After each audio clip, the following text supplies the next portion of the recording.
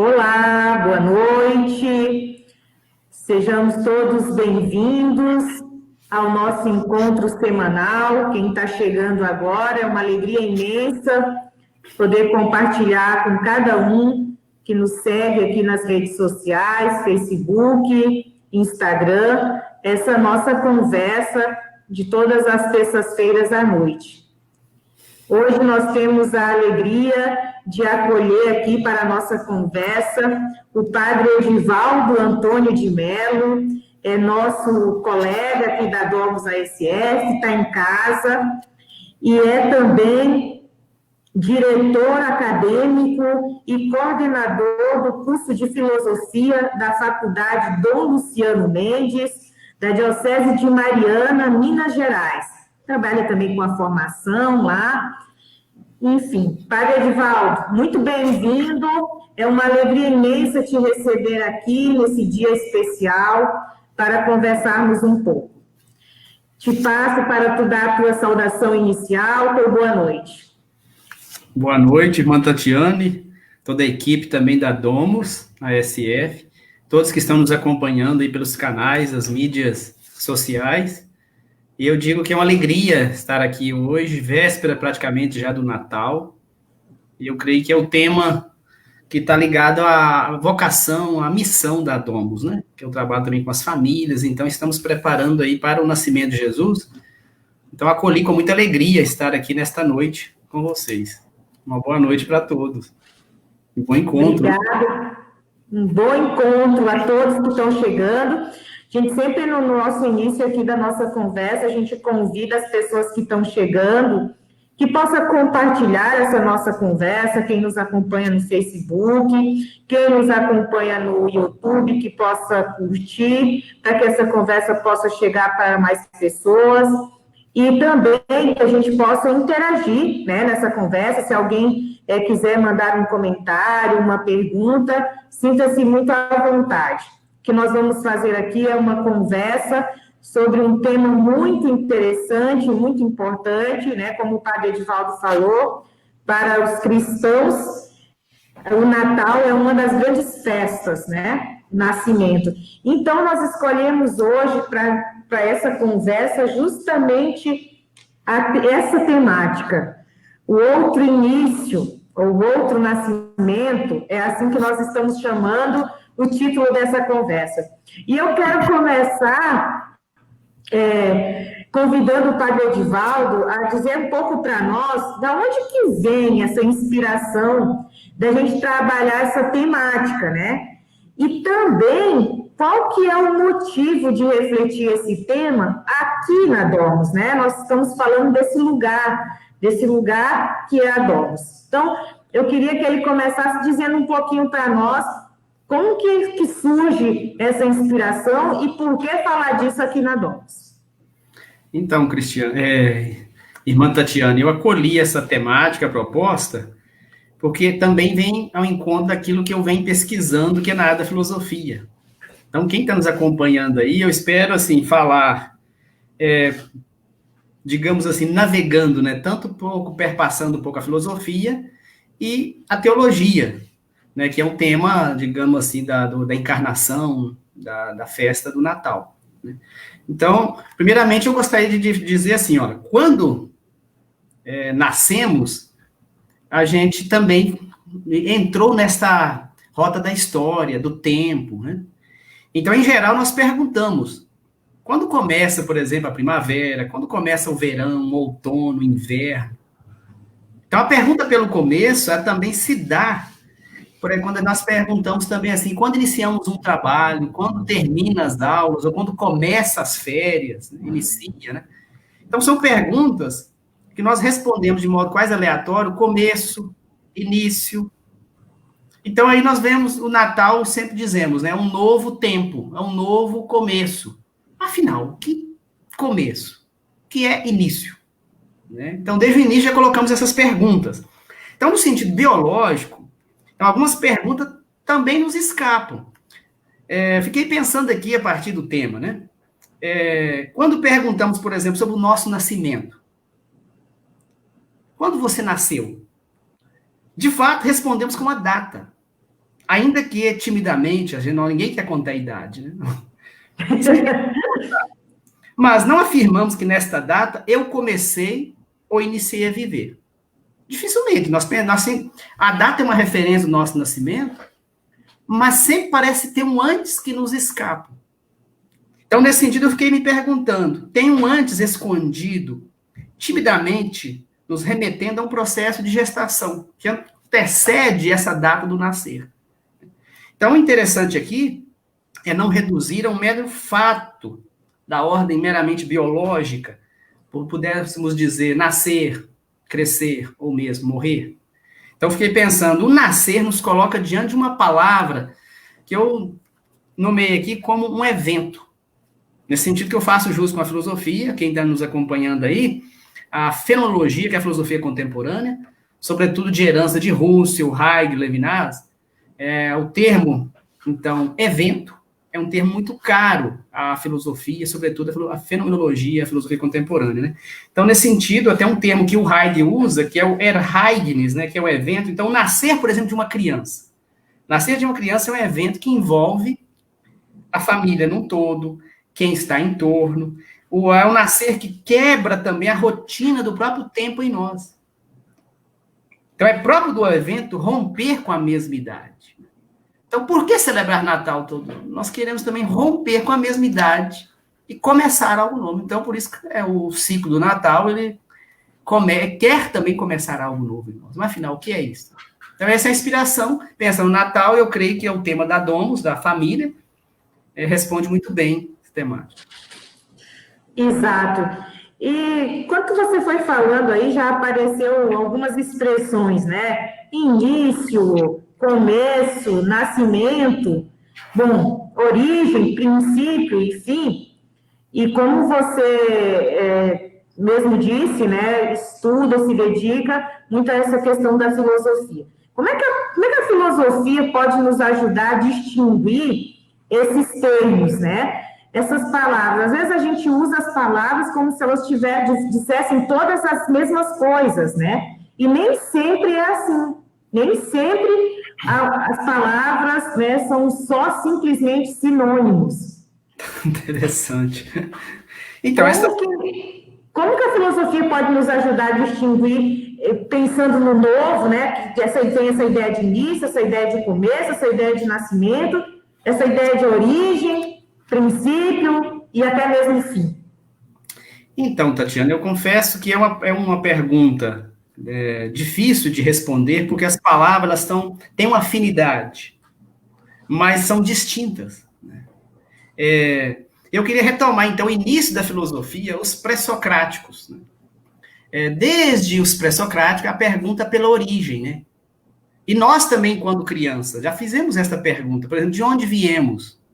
E aí a gente entra quase num ciclo, e aí viemos de mamãe, quem? Aí a vovó. E assim continua as perguntas quase no infinito.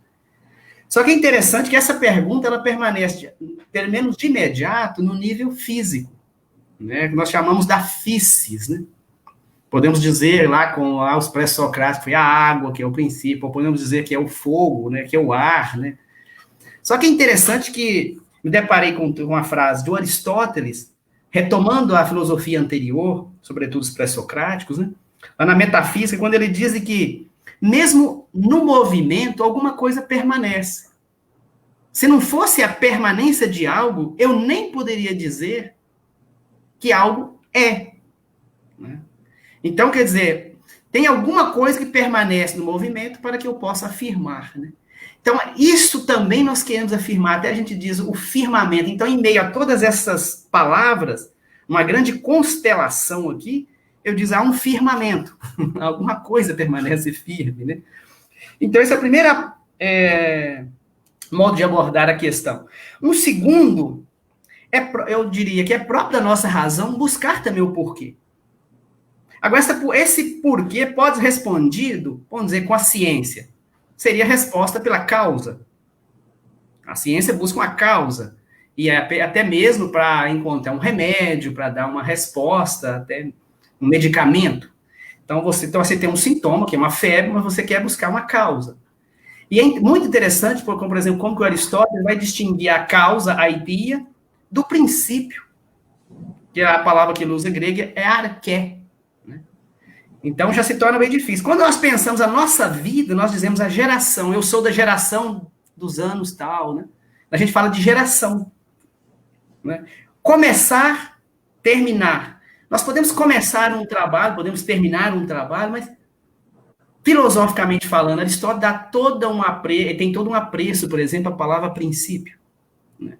Depois, mais adiante, eu gostaria até de partilhar um pouco também, relacionado até no sentido bíblico, como nós vamos voltar a essa questão. Mas aqui, permanecendo ainda com a filosofia, então, pensando a realidade material, a realidade física, nós podemos pensar como se dá a passagem, por exemplo, de uma semente para uma árvore. Uma semente que torna uma árvore. Podemos pensar também quando nós começamos algo e também terminamos algo. Mas tem algumas coisas em nós que escapam.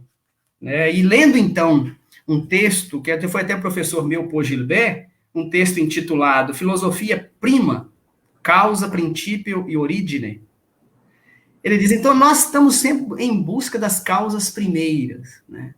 Então, esta questão das causas primeiras, ou no grego, lá com Aristóteles, o arqué, ela nos incomoda. E depois, até mesmo nos primeiros séculos, ali já ligado ao cristianismo, né? Nós temos, por exemplo, o neoplatônico, que é o Plotino, que ele vai usar um termo para referir-se ao princípio do Gênesis. É um nome, segundo Gilbert, inclusive, muito rico para entender o início dessa série de elementos, mas continua.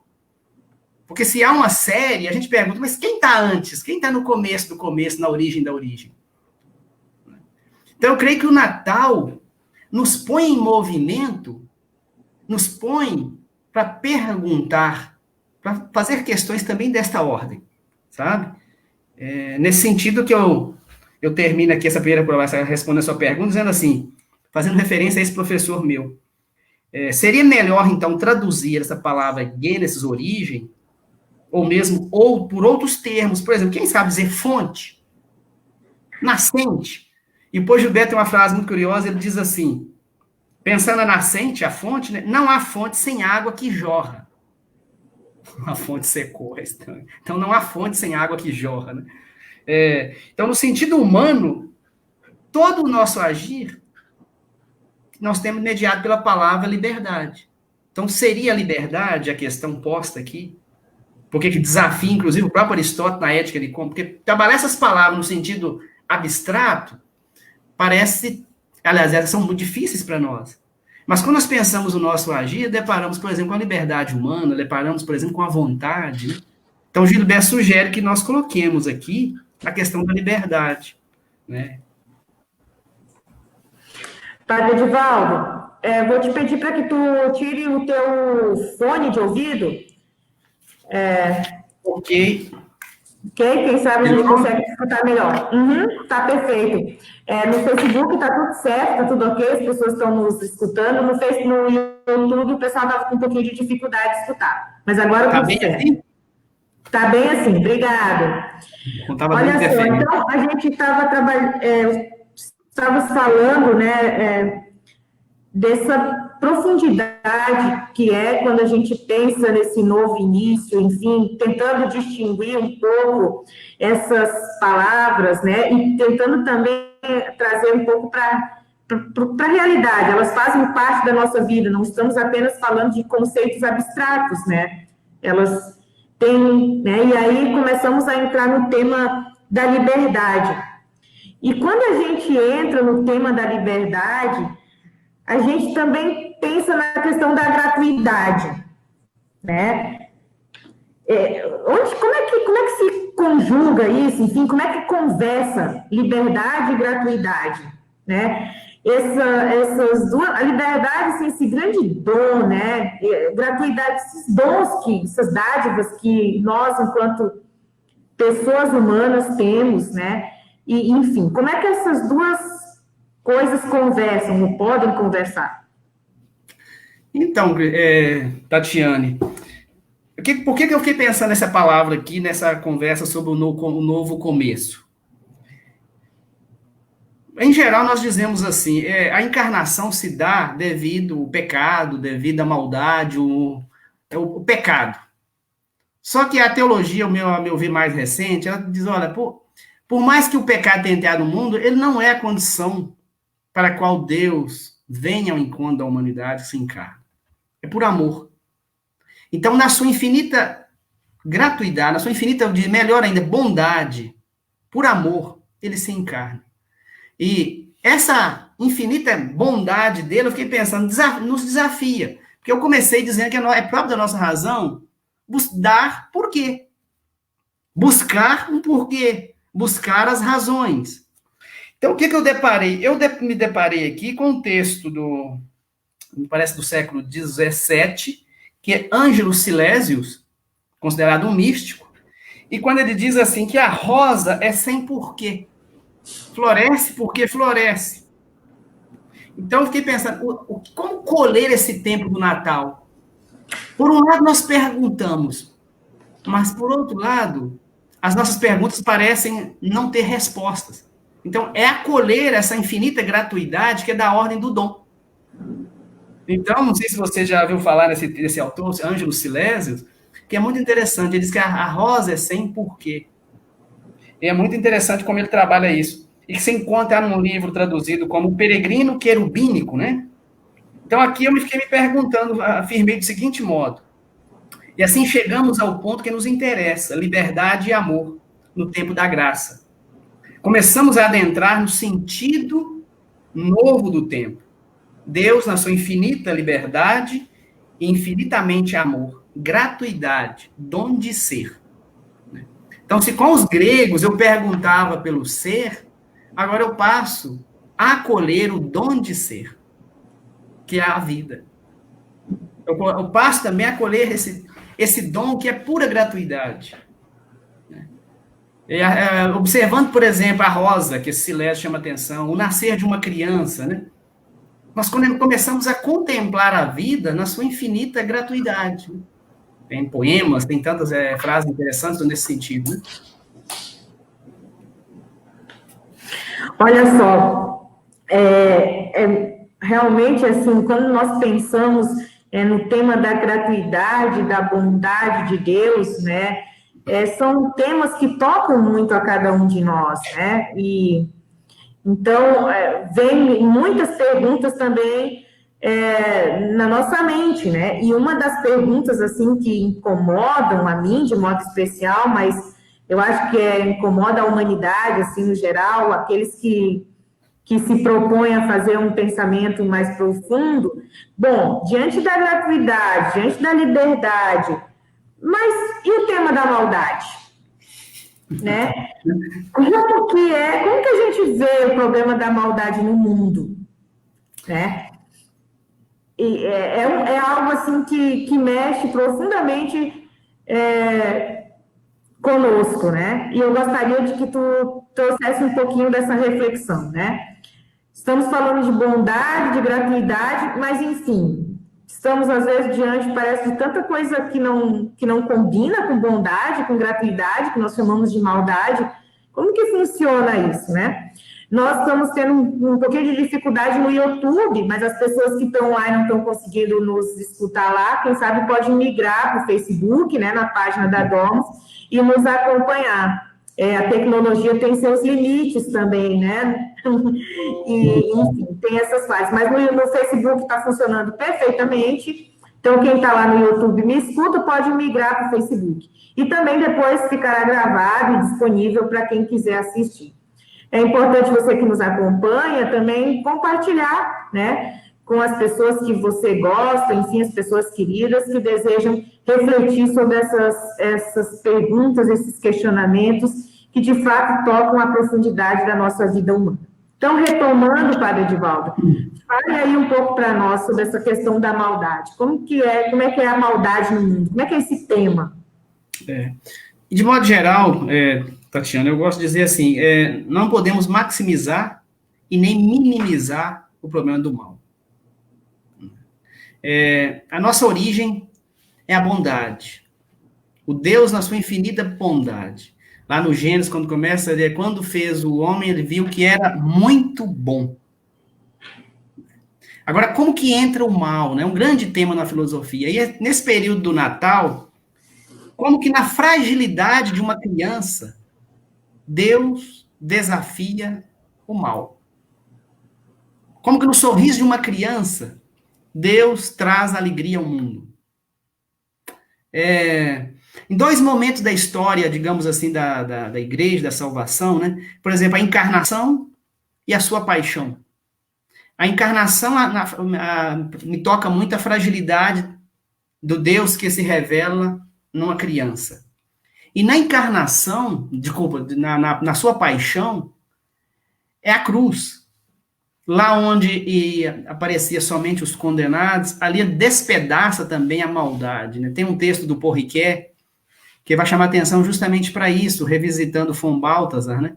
Que a cruz é lá onde a própria, como se fosse a razão calasse e despedaçasse todo o mal. Né? A bondade é visível na fragilidade de uma criança, a bondade é visível no extremo da vida, que é a cruz, na própria morte, no sofrimento. Então, o tempo do Natal, eu creio que esse novo início, ou esse novo nascimento, é de fato da gente retirar esse peso do mal e revestir de fato desse menino luz, que é alegria, que é bênção, que é paz, né?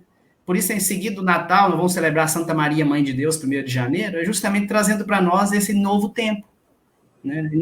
E a própria escolha de Deus, a gente falava do tema da liberdade, a própria escolha de Deus escolhe uma jovem de Nazaré, um local pequeno, pequena Belém, né? O profeta vai chamar a atenção, para justamente ser distintivo. Então, os caminhos de Deus é desafiar a maldade através da simplicidade. Né? E aqui no texto, lendo, eu fiquei pensando também, voltando à filosofia, que é um tema que me incomoda todos os pensadores, geralmente, o problema do mal. Né?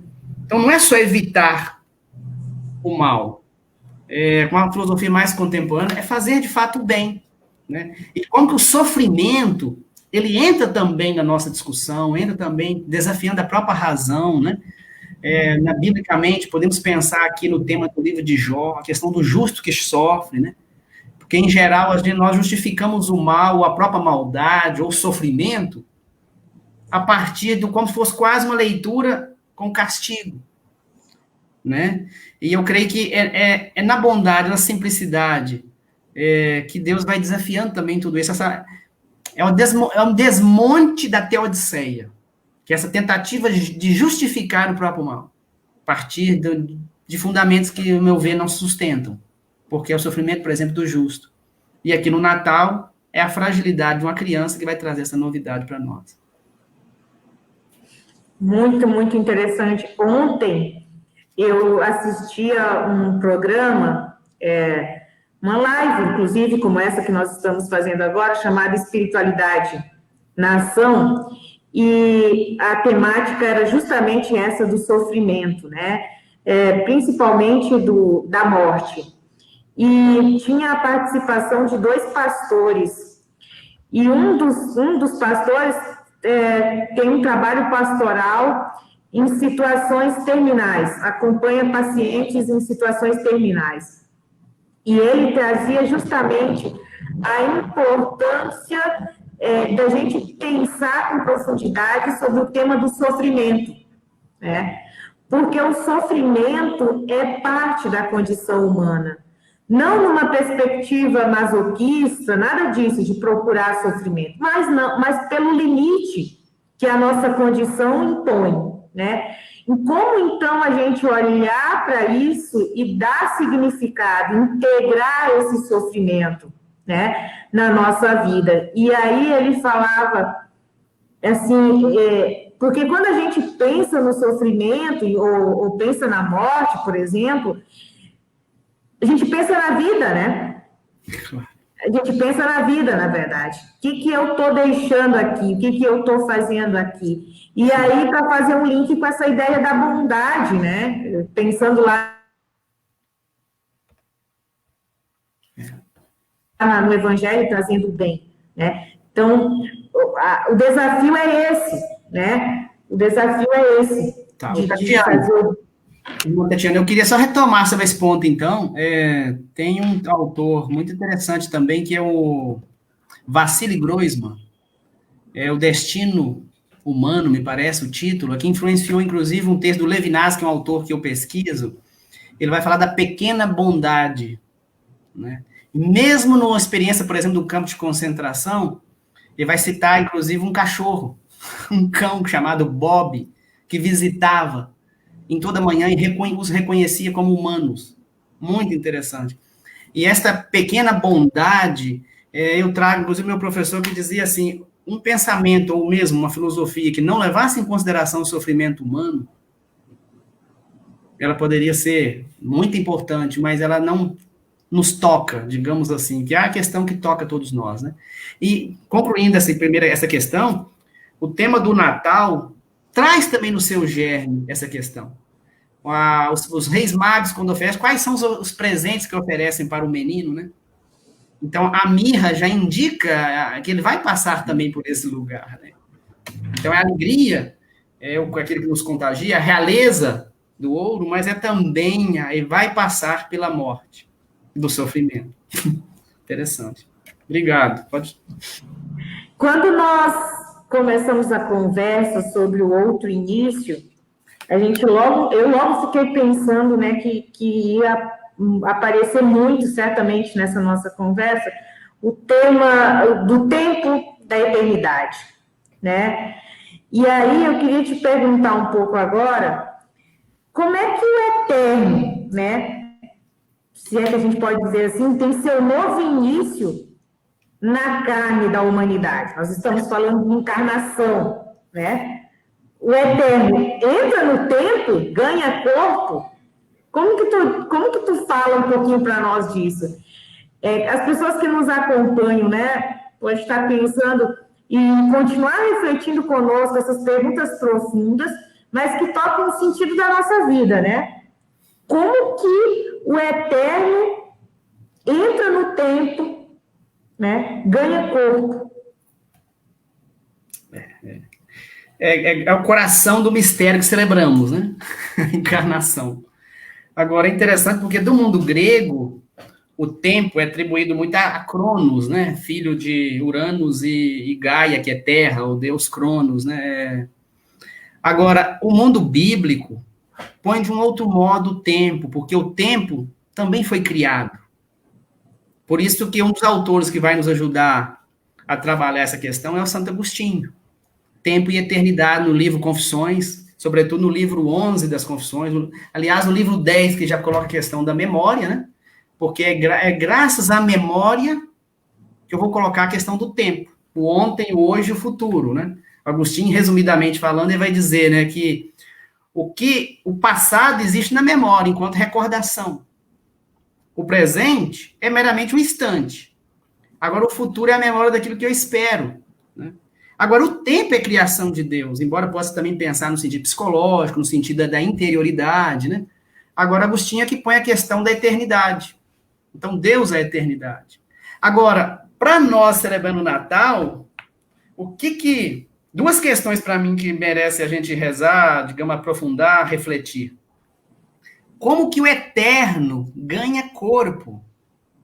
Essa é a nossa profissão, né? Ele ganha corpo, como diz Paulo lá, é escândalo, né? É loucura, né? Como que como que o eterno pode ganhar corpo, carne, né? E uma segunda questão é, como que nós também passamos a fazer parte da eternidade? Santo Irineu já vai dizer que nós também somos agora, como que divinizados, de certo modo. Nós passamos a fazer parte. Então, não é só Deus que ganha uma carne, mas nós também agora somos elevados.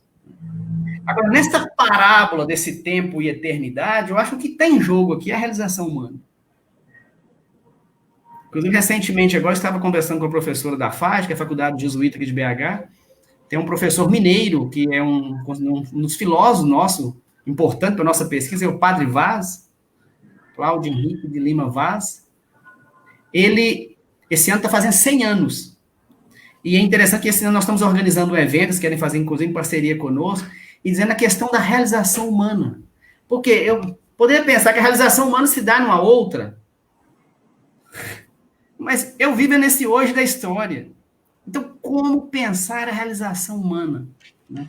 Então, os jesuítas, o Padre Vaz era um padre jesuíta, né? É por essa questão. Então, entre o tempo e a eternidade, nesse E, para mim, está a realização humana. E o Natal traz a beleza de como que dá essa realização humana. Como que Deus, entrando na história, abraçando inteiramente o humano, nos põe também em movimento para a eternidade, mas nos divinizando nessa história. A história não é oposta. E a igreja é no mundo. Não é a igreja e o mundo, não. É no mundo, na nossa história. Então, nesse sentido que eu penso o tempo, eu deixo sugestão aí, se alguém se interessar para ler, sobretudo a partir do capítulo 10 do livro das Confissões de Santo Agostinho, muito interessante. Eu creio que o tempo do Natal é pensar essa dimensão do tempo como lugar também da nossa realização. E como que Deus, na sua infinita bondade, se encarna, abraçando a nossa condição, e como que o homem também é elevado, né? É glorificado, diz o Santo Irineu. A glória de Deus é independente. Acontece um movimento duplo, né? Sim, justamente. E eu queria ainda te perguntar, dentro dessa perspectiva que nós estamos falando, né? Queria que tu trouxesse talvez ainda um pouquinho a questão da memória, né? Nessa compreensão de tempo, de eternidade, eu gostei muito da ideia do E ali, que é da realização humana, né? Hoje, né, esse breve espaço que nós vivemos, né, esse tempo de peregrinação aqui, mas que é o tempo da realização humana. Mas como que dentro dessa compreensão, a memória, ela é importante? A memória para Santo Agostinho, ela é fundamental, inclusive, para a nossa própria experiência de Deus. O mito grego do descoberto da memória, né, tudo que faz referência à memória, né, quer dizer, na nossa vida, eu creio que o medo que nós temos é de perder memória. A memória. Agora, o que é, afinal, a memória? Nós temos, em geral, quando trabalhamos com os nossos computadores, nós pensamos nessa memória rígida, né, onde estão armazenadas todas as coisas. Mas aqui a memória é muito mais do que isso. A memória é a própria faculdade que nos permite criar e recriar a própria vida. A memória é uma faculdade, ela não é só um lugar do armazenamento, né, de dados e algo vivido. É claro que ela nos faz lembrar tudo isso e avançar. Para mim, a memória é inseparável da própria história. Nós, no Brasil, eu creio que nós damos pouco valor à história, e até a gente brinca dizendo que tem memória fraca. É triste. Porque a memória, ela implica numa valorização da história. Então, assim, pensando no Natal, porque eu faço esse apelo também à nossa tradição cristã. O que é a Eucaristia? Atualizar a memória do Cristo, da sua última ceia. O que significa mesmo para o mundo judaico? Fazer a Páscoa significa fazer memória ao período da travessia pelo deserto, período da escravidão. Então, Páscoa é passagem, é fazer memória. Né? Pensamos também nas nossas tradições. Né? Às vezes que nós, para um modismo, nós às vezes desconsideramos as nossas tradições. Né? Desconsideramos aquilo também que é algo já, eu digo assim, cativado por gerações, né? Então, por isso que eu pensei em trabalhar também nesse novo começo, essa importância da memória. É claro que o tema que eu estou visitando aqui é em Santo Agostinho, mas trazendo para a nossa história, né? Memória da nossa família, memória da nossa cidade, né? E aí, para quem trabalha, por exemplo, com catequese, ou primeiro trabalha com educação, acho que assim, chegando num lugar para ensinar, para falar, acho que a primeira pergunta que devemos fazer deve ser esta. Que memória vocês têm desse lugar? A memória do nome, a história do nome, a história desse povoado. Porque senão você vai ver uma coisa que parece de fora. Não, nós temos que encarnar isso. Então, a memória é um meio através do qual se dá também encarnação. Tudo bem. Então, e quem nos acompanha, né, pode compartilhar essa conversa com outras pessoas e, enfim, curtir, seguir nas nossas redes sociais. Até agora, a gente brincou um pouco de passear pela filosofia, né? E, claro, trazendo muitos elementos também na nossa tradição cristã, enfim. Mas agora eu quero puxar um pouco a conversa mais mesmo para a perspectiva bíblica. No início, nós falamos lá daquelas palavras, né? Aquela constelação de palavras, início, começo, nascimento, origem, princípio e fim. E aí estava muito voltado para essa perspectiva da filosofia, né? Da tradição do pensamento filosófico. Mas essas palavras também aparecem no texto bíblico, né?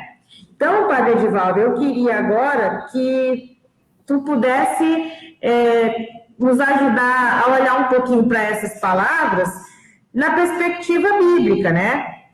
A Bíblia, o texto bíblico tem algo a nos dizer, né, a partir dessas palavras, a partir dessas ideias? Belíssima essa consideração sua. Por exemplo, a primeira palavra, praticamente, do Gênesis, né, e a primeira palavra do Evangelho de João é princípio. Né? No princípio, Deus criou. Nas nossas aulas de teologia bíblica, também, sobretudo na aula de Bíblias, né, como o seu Celso aqui no nosso seminário, esse Bereshit é interessante, até um mito do alfabeto hebraico, né? Esse B, é interessante que ele vai dizendo que é como se fosse uma barriguinha, né? O formato. Então, é daqui para frente. Agora, o que está para trás disso? O que nós perguntamos quanto a esse antes? Então, o mundo grego ia perguntar o porquê, arqué, o princípio. Agora, no mundo bíblico, eu fiquei me perguntando, né? O alfabeto no mito, é possível perguntar o que está para trás do Bereshit, né? O Agostinho perguntava o que fazia Deus antes de criar, né? Perguntando pelo tempo, né? Então, voltando a esse mito do alfabeto hebraico, a partir dessa palavra Bereshit, princípio, Agostinho, então, no livro 13 das Confissões, ele vai dizer mais ou menos assim, nesses termos, ao princípio, Bereshit, que aqui indica o segundo mito do alfabeto, né? Desculpa, que não é propriamente de Agostinho, eu estou revisitando aqui, mas Agostinho diz assim, segundo Agostinho, Deus não criou o mundo a partir de qualquer matéria, posso dizer assim, mas do nada. No mito lá de Platão, por exemplo, lá no Timeu, não sei se alguém está escutando aí que gosta de filosofia, o Timeu vai falar do demiurgo. Então, é um Deus, para Platão, considerado bom, ele modela uma matéria já pré-existente, que é eterna, de certo modo, para o mundo grego. Agora, o mundo bíblico não, é tira do nada. Então, esse tirar do nada, níquel, ele também criou o tempo, né? Então, assim escreve Agostinho, o tempo começou com a criação. Como teria existido um tempo não iniciado por ti?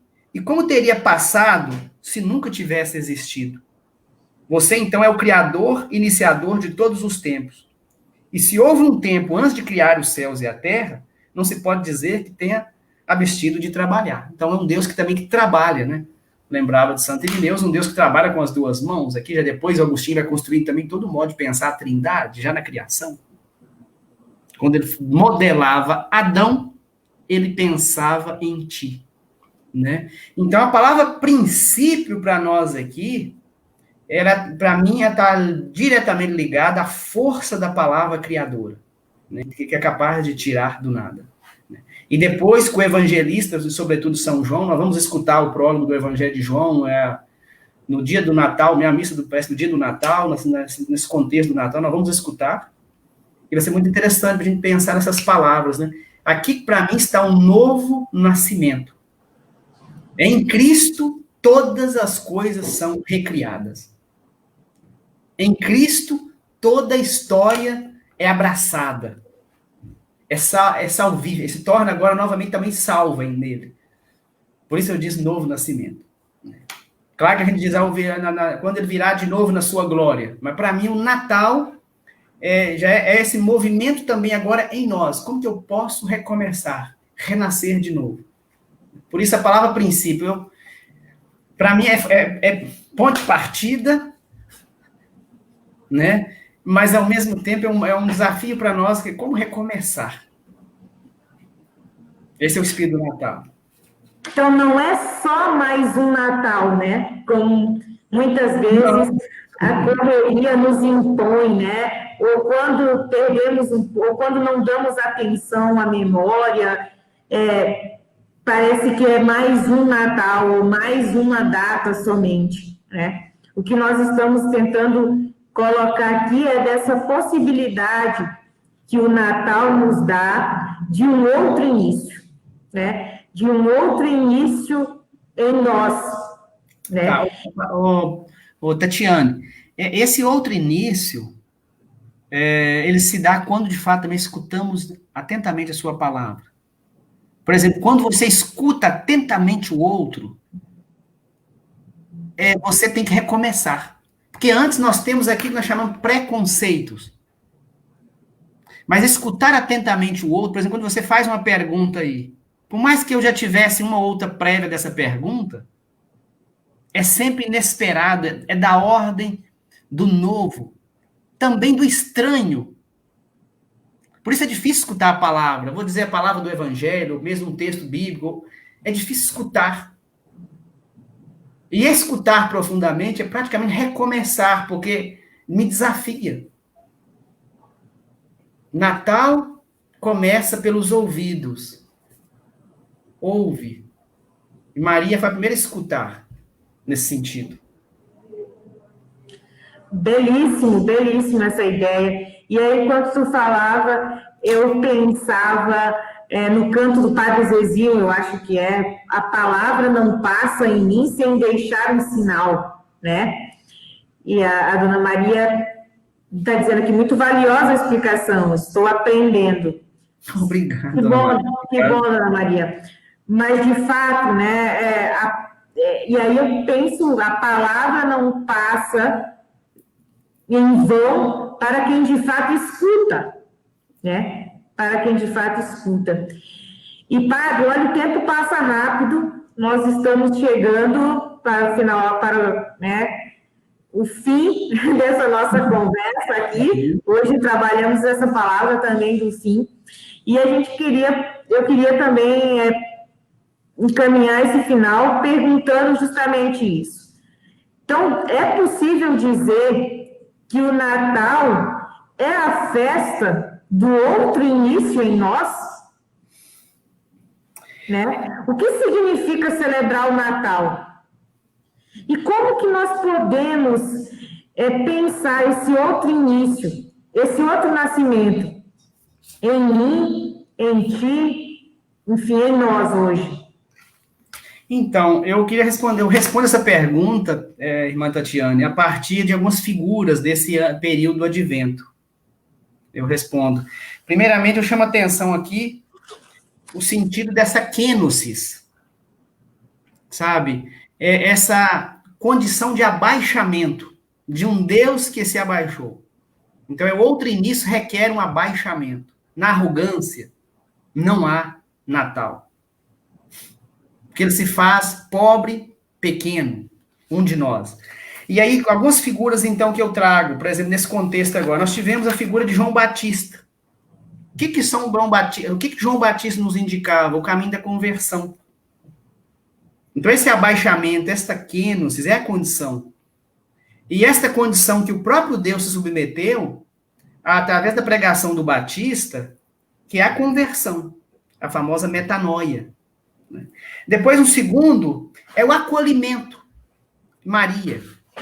A figura de Maria, para mim, é a figura do acolhimento da palavra. Não significa no sentido negativo da passividade, né? Não, Maria também se inquieta com a palavra. Como vai acontecer isso? Mas essa inquietude de Maria é acompanhada também pelo dado da fé, do crer. Quando o anjo diz, é obra do Espírito Santo, ele diz, eis aqui a serva do Senhor. Então é acolhimento. E no Evangelho tem uma figura muito interessante para esse tema nosso, que é Nicodemos. Como posso nascer de novo se já sou velho? Ele falou, agora é do Espírito. É da ordem do Espírito, é do alto, né? Então, é outra figura muito interessante. Né? E Em se tratando, então, desses 3 personagens, eu digo o Batista, que é o profeta, Maria, que é por excelência o acolhimento, e Nicodemos, que é a figura desse que nasce do alto, do Espírito, né? Eu creio que nós podemos aprender muito com esse outro nascimento. Eu estou, de fato, disposto a fazer esse caminho, né? Depois que eu comecei pensando lá com a física, as plantas no sentido físico, né? Eu pensava lá do sentido da passagem, da semente para uma árvore, pensando lá com a filosofia. Mas agora aqui envolve a nossa liberdade. Envolve também as nossas resistências, né? Envolve o nosso comodismo. Então, nos desinstala. Esse tempo nos desinstala, né? Nos faz abraçar o novo, mas que nos desinstala. E eu espero que seja para o melhor. Exato. Realmente, o Natal, né?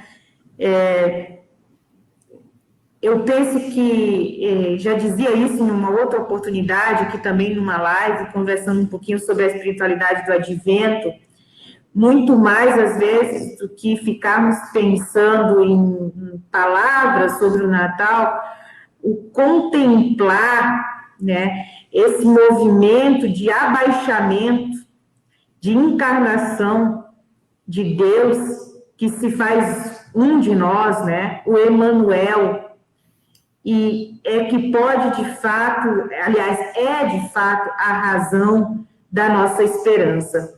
E para concluir essa nossa conversa, Padre Edvaldo, eu queria que nós pudéssemos falar um pouco desse tema da esperança, porque me parece fundamental.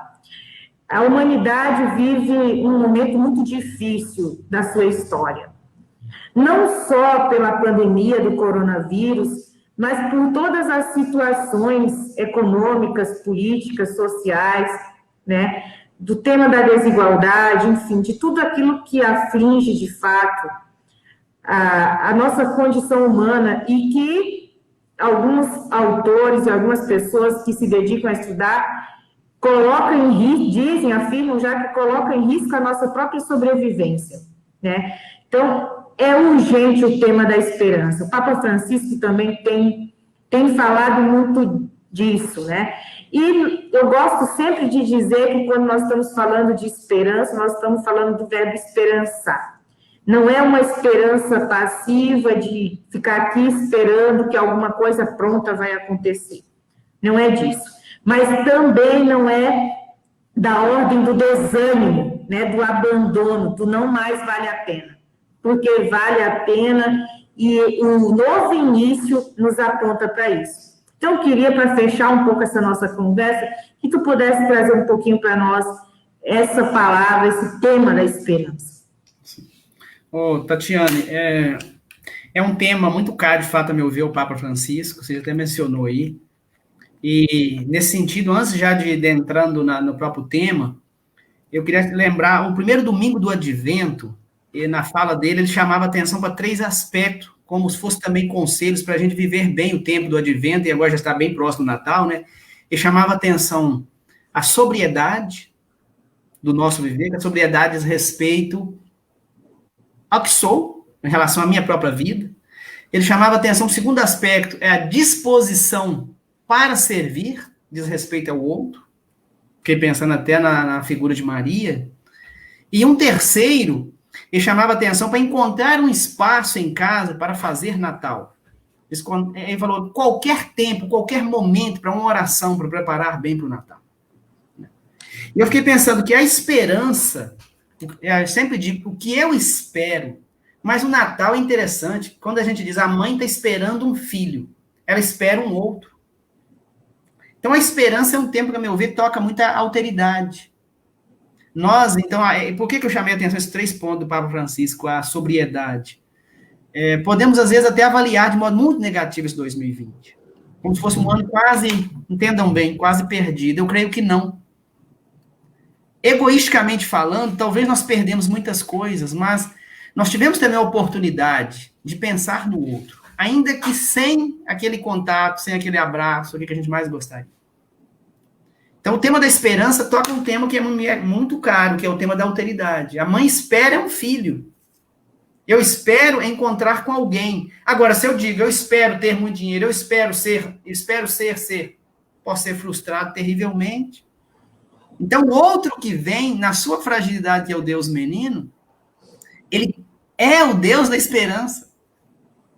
Então, acolher o Deus menino é estar disposto a renascer. Mas, ao mesmo tempo, é deixar que o outro renasça em ti, em nós. Eu creio que isso é Natal. Né? E eu coloquei aqui, assim, nessas palavras. Para a minha mensagem de Natal é isto. É o novo início da alteridade. Dar espaço e tempo para que o outro nasça e renasça em nós. Nós somos, às vezes, o centro, nós pregamos muito, somos muito centro. O outro, interessante, até mesmo nas curas de Jesus, ao longo dos evangelhos sinóticos, né, ele coloca sempre no centro o outro. E o Papa traz a esperança de onde? Também da periferia, lá onde a gente não espera que venha a esperança. É dos olhos de uma criança que nasce, na sua fragilidade, que Deus entra na nossa história, faz morada, nos dando um novo horizonte de vida, um novo sentido para a nossa vida. Então é isso também que eu gostaria de partilhar com vocês aqui, sabe? Para mim, o que é o Natal, a festa da família, mesmo que eu chamava atenção lá para a família, né? Lembrava lá a nossa origem, mesmo que falte um pai, no sentido físico, né? Um pai esteja ausente, uma mãe esteja ausente, ou, quem sabe, um filho esteja ausente. Qual o sentido de celebrar Natal? A família não está toda em casa. Natal é a festa dele, do eterno, em nossa casa, em nosso coração. Não é a festa nossa, simplesmente. É nossa quando nós acolhemos na nossa vida. Muito bem. O tempo passou rápido e temos que... O tempo também aqui é limite, né? Tem que ter um fim. Então, eu agradeço quem nos acompanhou e eu queria ainda dizer que essa mensagem final que o Padre Edivaldo nos trouxe, de fato, acalenta muitas famílias. Porque, infelizmente, nós vivemos... influenciados por uma sociedade de consumo que transformou a festa do outro nascimento, né, num grande evento de vendas, e que muitas famílias entram em situações muito difíceis por não ter condições, mesmo até financeiras, de conseguir, enfim, acompanhar isso, que todos os dias nós somos bombardeados, né, dos presentes, enfim. Claro que quem consegue dar ou receber um presente em qualquer momento da vida, em qualquer época, é sempre muito importante.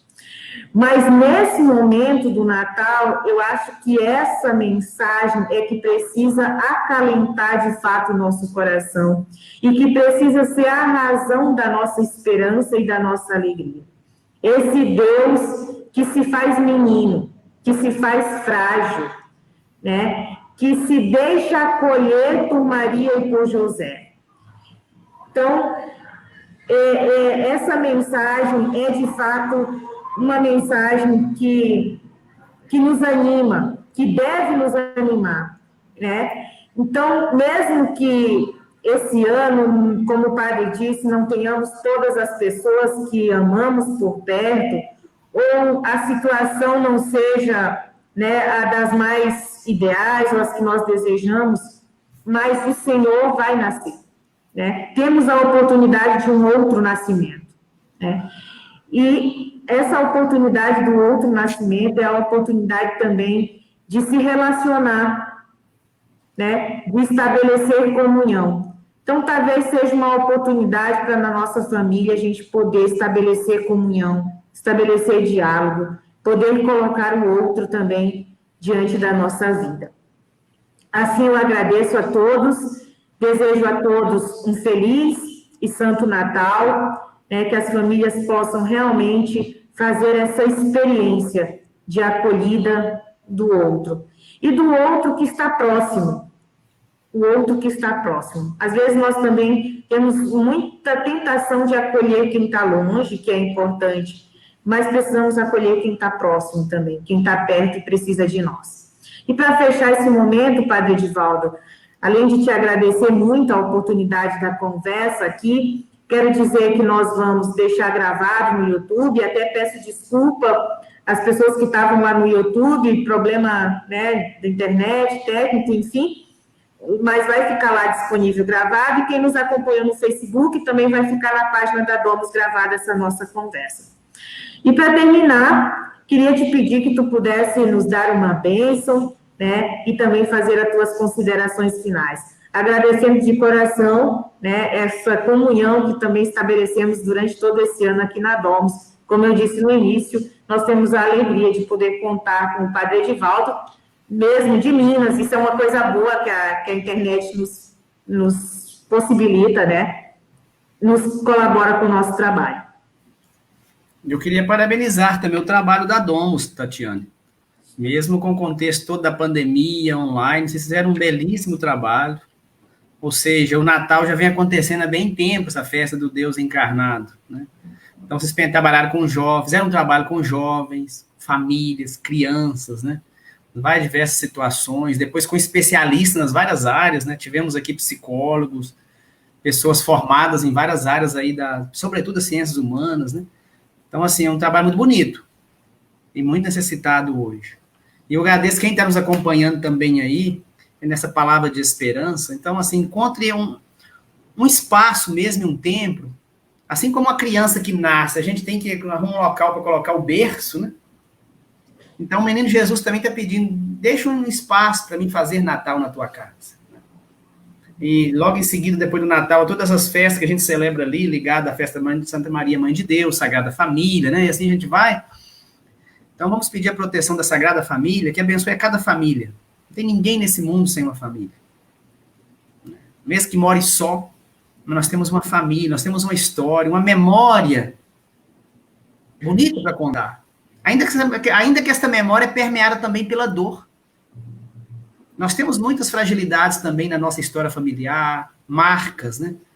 Jesus também tem as marcas dele, teve que desceu ao Egito, né? Foi perseguido, a família.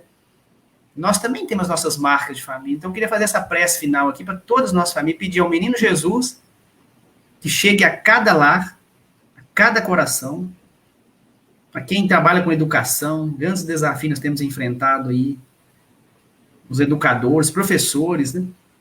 Aos alunos, que muitos que não têm nem meio, esse acesso a todos esses meios, mas eu creio que cada um a seu modo. Como terminou o ano, né?